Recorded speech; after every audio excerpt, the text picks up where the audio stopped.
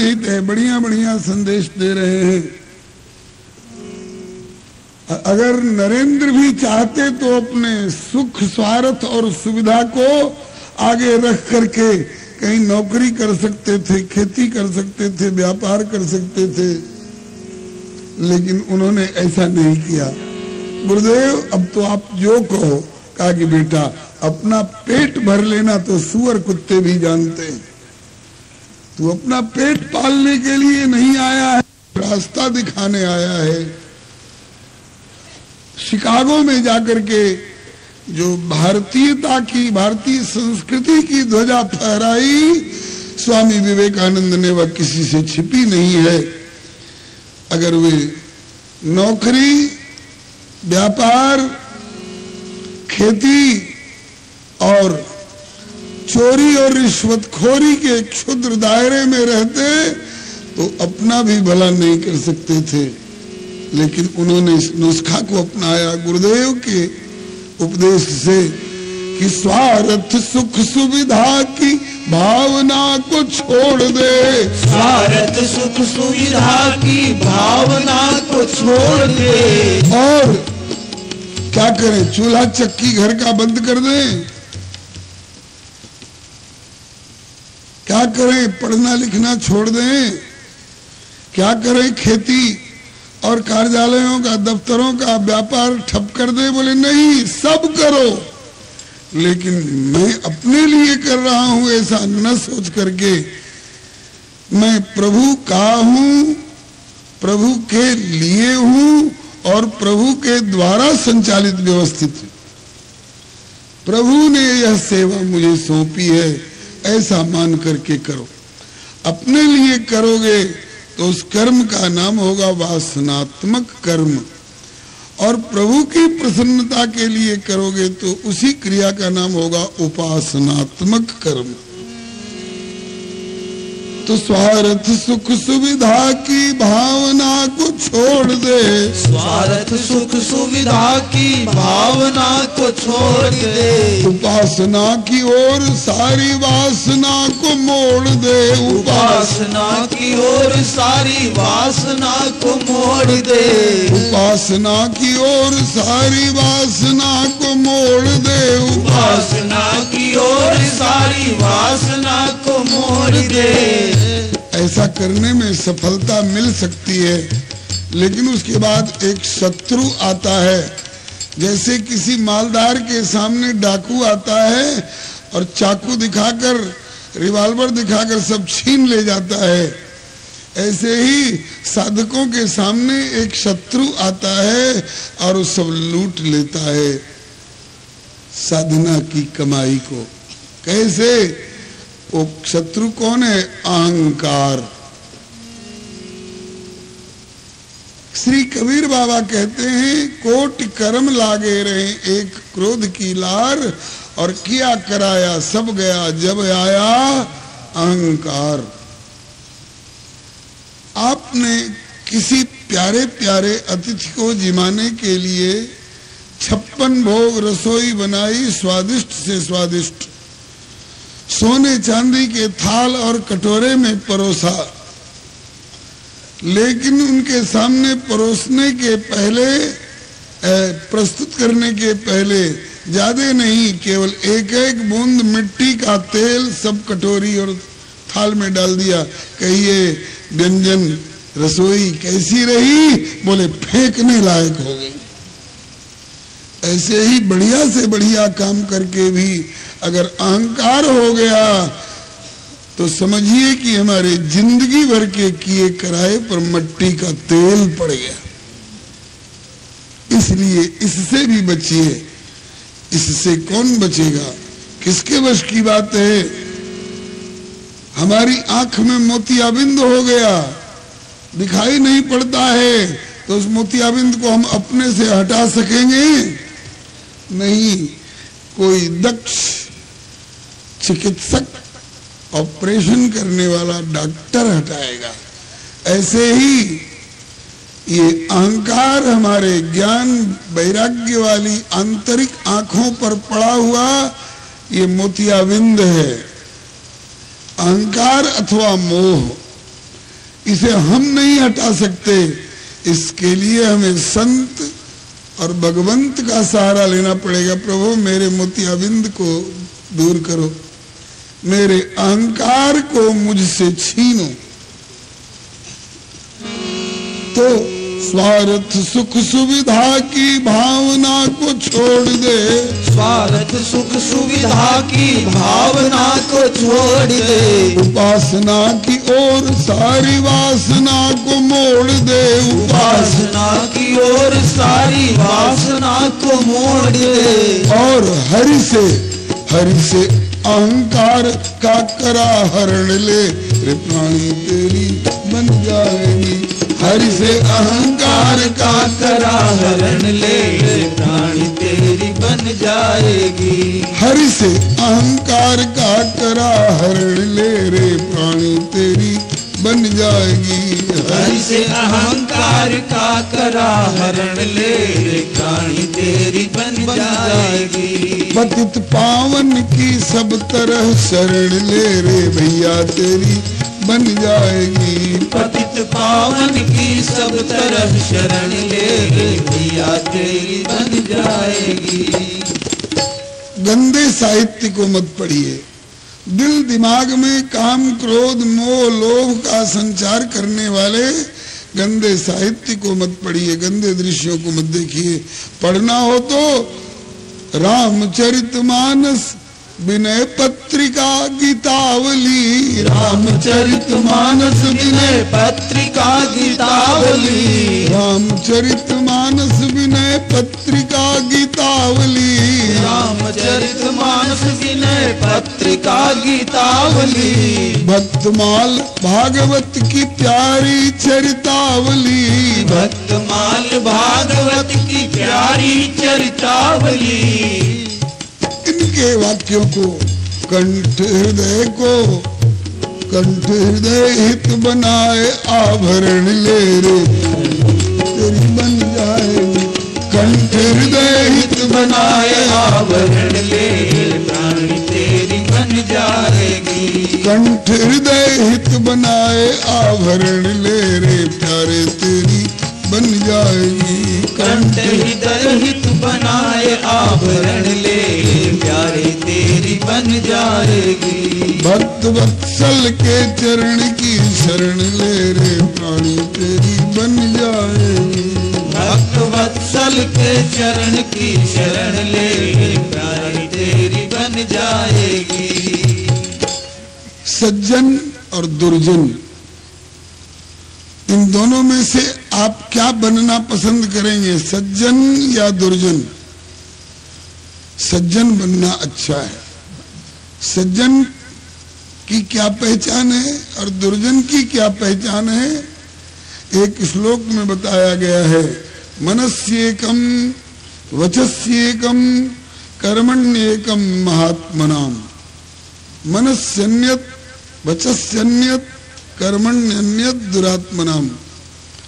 जिसके मन में कुछ और हो और वाणी में कुछ और हो और क्रिया में कुछ और हो, वह दुरात्मा है, दुर्जन है।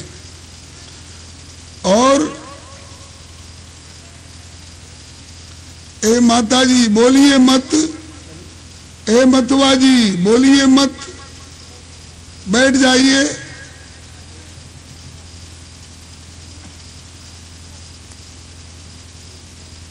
पीछे से भी बैठिएगा तो उतना ही दिखाई पड़ेगा, उतना ही सुनाई पड़ेगा। जगह के लिए विक्षेप मत कीजिए। कहने का मतलब कि जो जिसके मन में कुछ और हो, वाणी में कुछ और हो और क्रिया में कुछ और हो, वो दुर्जन है। और जिसके मन में जो हो वही वाणी में भी हो और वही क्रिया में भी हो, वो महात्मा है, सज्जन है। हमें प्रभु की कृपा चाहिए तो आवश्यक है कि वचन कर्म मन में सदा ही रहे एकता। वचन कर्म मन में सदा ही रहे एकता। वचन कर्म मन में सदा ही रहे एकता। वचन कर्म मन में सदा ही रहे एकता। असत और सत्य के निर्णय में सद्विवेकता, असत और सत्य के निर्णय में सद्विवेकता, असत और सत्य के निर्णय में सद्विवेकता, असत और सत्य के निर्णय में सद्विवेकता, या अनेकता में एक ही करण ले रे प्राणी बन जाएगी, या अनेकता में एक ही करण ले प्राणी तेरी बन जाएगी। इसका भाव थोड़ा खोला जाए। वचन में, कर्म में, मन में एकता रहे और सत और असत के निर्णय में सद्विवेकता रहे। सत कहते हैं जिसका कभी अभाव नहीं होता है, अविनाशी, और असत उसको कहते हैं जो किसी दिन बर्बाद हो जाने वाला है, नष्ट हो जाने वाला है, जिसकी सत्ता बराबर नहीं रहती है। हम जीवन में सावधान रहें, सत्य को खर्च करके और असत की प्राप्ति कर रहे हैं या असत का विनियोग करके सत्य का सौदा खरीद रहे हैं। अगर सत्य को खर्च करके और असत को खरीद रहे हैं, माने अविनाशी को खर्च करके और नश्वर खरीद रहे हैं, तो हम घाटे की ओर जा रहे हैं। और असत को अर्थात नश्वर को लगा करके और अविनाशी को प्राप्त कर रहे हैं, तो हम लाभ की ओर जा रहे हैं। इसका विवेक हमको इन महापुरुषों से लेना पड़ेगा। और यह अनेकता में एक ही करण ले, इसका भाव एक संत से सुना था, श्री विरागी बाबा से। एक बदमाश डाकू ने एक महात्मा को मारा, पीटा, बेहोश कर दिया, भाग गया। महात्मा को बेहोश पड़े देखकर किसी सज्जन को दया आई और वो उन्हें अस्पताल में ले गया। डॉक्टर से कहा कि इनको संभालिए। डॉक्टर मरहम पट्टी कर रहा था, तब तक उन्हें होश आ गया महात्मा को। डॉक्टर की ओर देखे और मुस्कुरा कर बोले, अच्छा प्यारे, मारते भी हो और मरहम भी लगाते हो। डॉक्टर बोला, बाबा मैंने नहीं मारा, मारा डाकू ने, और मरहम मैं लगा रहा हूं। मैं डाकू नहीं हूं, मैं डॉक्टर हूं। महात्मा बोले कि यार क्यों चकमा दे रहे हो, तुम ही डाकू के रूप में मार भी रहे हो और तुम ही डॉक्टर के रूप में मरहम भी लगा रहे हो। इसका मतलब कि या अनेकता में एकीकरण। संतों की ये दृष्टि होती है, सीए राम में सब जग जानी, जित देखो तित श्याममयी है, या देवी सर्वभूतेषु। संत यही दृष्टि देते हैं। डाकू में भी वही है और डॉक्टर में भी वही है, गाली देने वाले में भी वही बैठा हुआ है और स्तुति करने वाले में भी वही बैठा है। फिर द्वंद्व मिट जाएगा और प्रभु आकर गले लगा लेगा। या अनेकता में एक ही करण ले रे प्राणी तेरी बन जाएगी। या अनेकता में एक ही करण ले रे प्यारी तेरी बन जाएगी। ये तो जमीन पर बैठे जमींदारों के लिए कहा जा रहा है। अब चौकी पर बैठे हुए हमारे सरीखे चौकीदारों को भी चेतावनी दी जा रही है कि औरों को सिखाओ जो जो स्वयं भी निभाओ। औरों को सिखाओ जो जो स्वयं भी निभाओ। यहाँ फिसल जाते हैं हम लोग। जब उपदेश वाले आसन पर बैठते हैं तो इतना वैराग्य और ज्ञान और उपदेश छांटते हैं कि लगता है कि इनसे बढ़ के कोई बढ़िया बताने वाला है ही नहीं, और जब अवसर आता है तो फिसल जाते हैं। चील और गीत बहुत ऊंचाई पर उड़ते हैं, लेकिन कहीं पड़ा हुआ मुर्दा देखते हैं तो ऊंचाई से नीचे गिर जाते हैं, टूट पड़ते हैं उस पर। इस तरह से हम प्रवचन के ऊंची उड़ान में अपने को समर्थ पाने के बाद उसके प्रैक्टिकल के अंतर्गत हम सड़े मुर्दे पर भी उतर आने को तैयार हो जाते हैं। संसारी प्रलोभनों के पीछे ऐसा नहीं करें। औरों को सिखाओ जो जो स्वयं भी निभाओ, औरों को सिखाओ जो जो स्वयं भी निभाओ। जग से निष्काम हो प्रभु को केवल चाहो, जग से निष्काम हो प्रभु को केवल चाहो। जग से निष्काम हो प्रभु को केवल चाहो, जग से निष्काम हो प्रभु को केवल चाहो। ऐसा अगर हो जाए तो क्या होगा?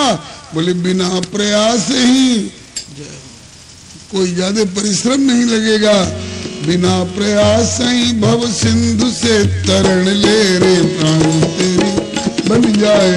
बिना प्रयास ही भव सिंधु से तरण ले प्यारी तेरी बन जाएगी। बिन प्रयास ही भव सिंधु से तरण ले रे प्राण तेरी बन जाएगी।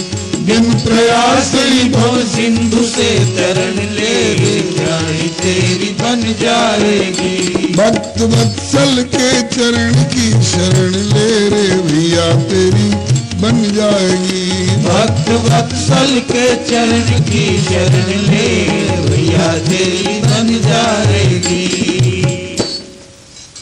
इसी उत्सव की एक घटना बताऊं।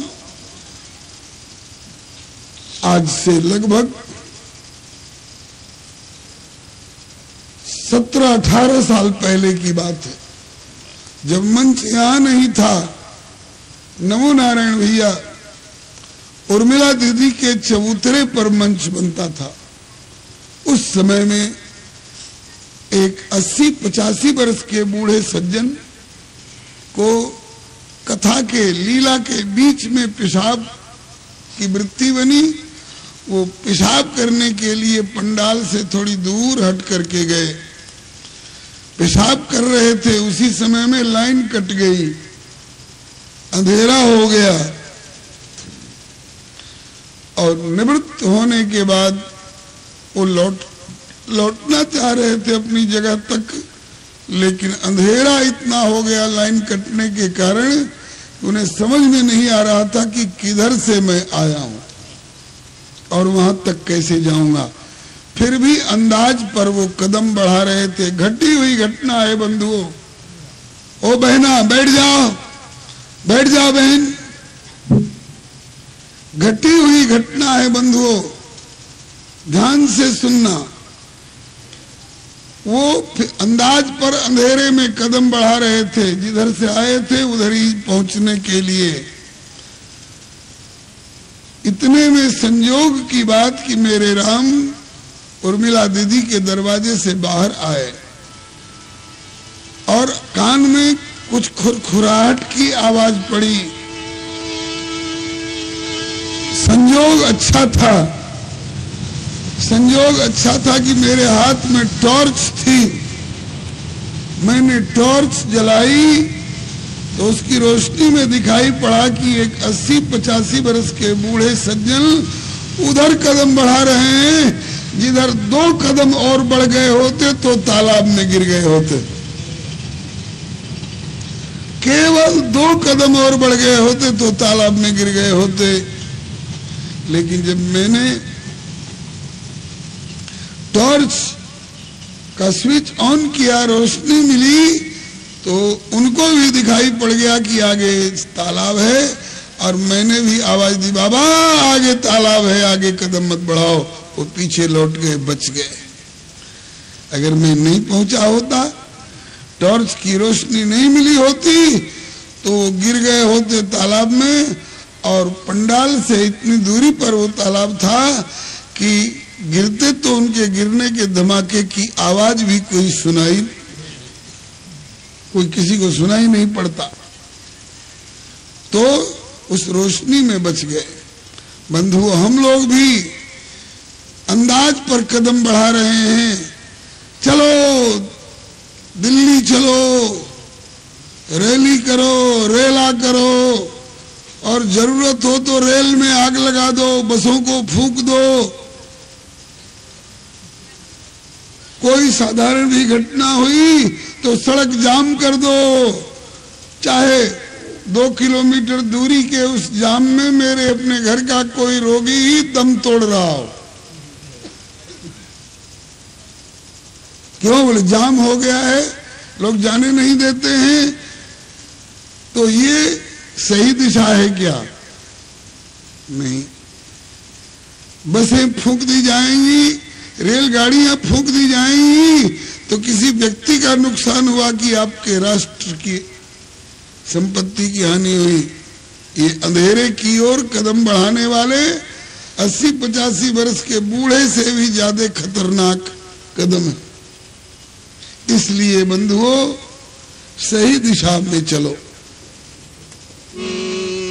कलयुग में घोर तमो गुण का अंधेरा, कलयुग में घोर तमो गुण का अंधेरा, कलयुग में घोर तमो गुण का अंधेरा, कलयुग में घोर तमो गुण का अंधेरा।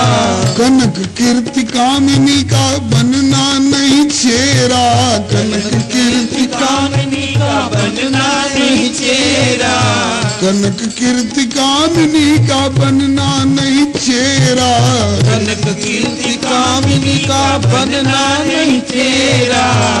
कदाचित जीवन के किसी ऐसे चौराहे पर अंधकार में कदम बढ़ाने का अवसर मिले, समझ में नहीं आ रहा हो कि हमें किधर चलना चाहिए, तो क्या करें? बोले टॉर्च का प्रकाश। अरे ये बैटरी सेल वाला टॉर्च तो शरीर को रास्ता दिखा सकता है, लेकिन मन मस्तिष्क को और आत्मा को रास्ता तो ये संत और सत्शास्त्र दिखाते हैं। गिरने से बचाने के लिए कलयुग में घोर तमोगुण का अंधेरा, कनक कीर्ति कामिनी का बनना नहीं चेहरा। तो प्रकाश कहाँ से मिलेगा? तो संत सदगुरु से, संत सदगुरु से कृपा की किरण ले रे प्राणी तेरी बन जाएगी।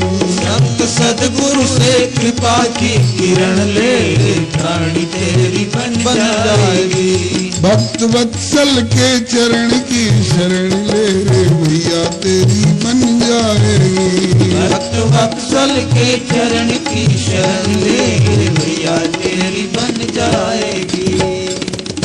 उपसंहार वाली कड़ी ये किसी की मनगढ़ंत कल्पना नहीं बोली जा रही है, ये श्रुति पुराण संत शास्त्र सदगुरु से सुन के, श्रुति पुराण संत सदगुरु से सुन के, श्रुति पुराण शास्त्र संत सदगुरु से सुन के, श्रुति पुराण शास्त्र संत सदगुरु से सुन के, नारायण नेह निधि कहत ही में गुण के, नारायण नेह निधि कहत ही में गुण के, नारायण नेह निधि कहत ही में गुण के, नारायण नेह निधि कहत ही में गुण के। सबका अब तक के कथन का सारांश हमें क्या करना है, संक्षेप में बताओ। यही करना है, जग से मुड़ के, जग से मुड़ के जगन्नाथ दिस ढरण ले रे हो तेरी बन जाएगी। जग से मुड़ के जगन्नाथ दिस ढरण ले रे तेरी बन जाएगी। जग से मुड़ के जगन्नाथ दिस ढरण ले रे प्राणी तेरी बन जाएगी। जग से मुड़ के जगन्नाथ दिस ढरण ले रे प्राणी तेरी बन जाएगी। सिया रघुवर के चरण की शरण ले सिया रघुवर के चरण की शरण ले, रानी तेरी बन जाएगी। जय जय राम सिया राम सिया राम सिया राम, जय जय राम सिया राम सिया राम सिया राम। राधे श्याम राधे श्याम राधे श्याम राधे श्याम, राधे श्याम राधे श्याम राधे श्याम राधे श्याम। शायद कुछ समय ज्यादा लग गया होगा, लेकिन समय का सदुपयोग हुआ है। थाल में घी परोसा जा रहा है। अब वो घी चाहे चावल में गिर जाए चाहे दाल में गिर जाए, अस्त जो कुछ बताया गया हमारे काम की चीज है। आशीर्वाद दीजिए कि जो तुम्हारी वाणी में है तुम्हारे जीवन में उतरे, और हमरे राम में मंगल कामना करते हैं जो आपके कानों तक पहुंचा यह आपकी अंतरात्मा तक पहुंच सके। इन्हीं शब्दों के साथ आज कृतज्ञता ज्ञापन करूंगा श्री शुक संप्रदाय के वर्तमान के मूर्धन्य आचार्य प्रवर जयपुर से पधारे हुए श्री महाराज जी, श्री अलवेली माधुरी शरण जी महाराज की कृपा के प्रति, आपके प्रति नहीं, आपकी उमड़ी हुई कृपा के प्रति मेरे पृष्ठ भाग में बैठे हैं। मैं अपने को बड़ा जोरदार महसूस कर रहा हूं। मेरी पीठ पर ऐसे ऐसे स्वामी श्री विरजानंद जी सरीखे और स्वामी श्री अलवेली माधुरी शरण जी महाराज सरीखे आचार्य विराजमान है।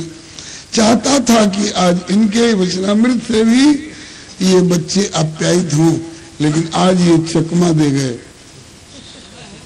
बोले कि मत कहना हमें बोलने के लिए, तो आज मैंने इनकी आज्ञा प्राप्त मांग ली, मत कहना मुझे बोलने के लिए, लेकिन कल इनको हमारे आग्रह को स्वीकार करके कुछ आशीर्वाद देना होगा। अब लीला बिहारी सरकार कृपा करने जा रहे हैं। आज अहल्या उद्धार की लीला है। अरे भाई, हम आंखों से कुछ बढ़िया देखेंगे, कानों से बढ़िया सुनेंगे तो हमारा कल्याण होगा। आज जो अहल्या सरीखा हो गया हो, आंख भी पत्थर की, कान भी पत्थर के, हाथ भी पत्थर के, पांव भी पत्थर के, किसी लायक जो नहीं रह गए हों